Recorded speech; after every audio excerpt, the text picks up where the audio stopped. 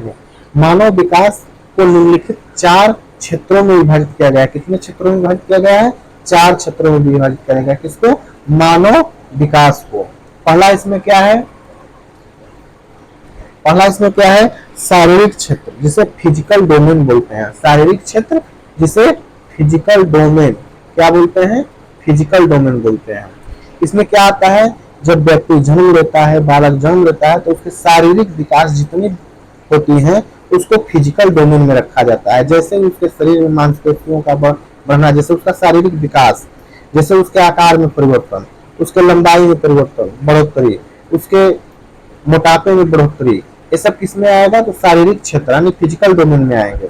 उसके बाद आता है संज्ञानात्मक क्षेत्र। उसके बाद क्या आता है? संज्ञानात्मक क्षेत्र, जिसको बोलते हैं कॉग्निटिव डोमेन। कॉग्निटिव डोमेन में क्या आता है? जब बालक जन्म लेता है उसके पश्चात वह कुछ सालों के बाद धीरे धीरे वह चीजों को समझने लगता है, यानी उसके अंदर समझ विकसित होता है। क्या होता है? समझ विकसित होता है। जब समझ विकसित होता है तो उसको संज्ञानात्मक क्षेत्र में विकास बोलते हैं। किस क्षेत्र में विकास बोलते हैं? संज्ञानात्मक क्षेत्र में विकास बोलते हैं, क्योंकि वह समझने की उसकी शक्ति जो होती है वो बढ़ने लगती है। समझने की क्षमता उसकी बढ़ने लगती है, चीजों को वह समझने लगता है कि क्या कैसे है। उसके बाद आता है नैतिक क्षेत्र। नैतिक क्षेत्र जैसे जब चीजों को समझने लगता है और चीजें उसके अंदर विकसित हो जाती हैं, तो उसके बाद आता है नैतिक क्षेत्र, मोरल डोमेन। मोरल डोमेन में क्या आता है? तो उसके अंदर ईमानदारी, अपने कार्य के प्रति निष्ठा, जब ये सब चीजें उसके अंदर आ जाती हैं तो नैतिक रूप से विकसित होता है। कैसे? नैतिक रूप से। किसी के प्रति अभद्र व्यवहार न करना, सभी बच्चों से मिलजुल कर रहना, जब ये सब चीजें उसके अंदर विकसित होती हैं तो उसके अंदर मोरल डेवलपमेंट होता है। क्या होता है? मोरल डेवलपमेंट, मोरल विकास होता है। मोरल विकास को दर्शाता है। सामाजिक और भावनात्मक क्षेत्र, इसके अंदर क्या है?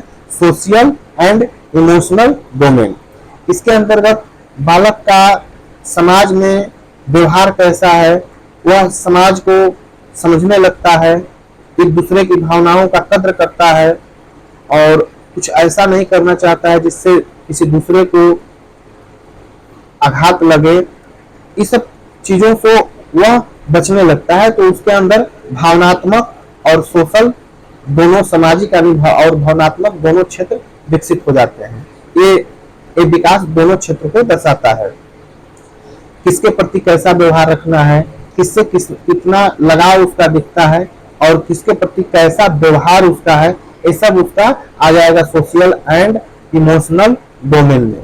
समाज के प्रति वह कैसा व्यवहार रख रहा है, समाज में अपना पहचान कैसा बना रहा है, ये सब चीजें उसके अंदर विकसित हो जाती हैं। समाज में अपने कार्य कौशल को अच्छी तरह से वह दिखाना चाहता है। तो इसको हम लोग अच्छे से कल समझेंगे और पढ़ेंगे।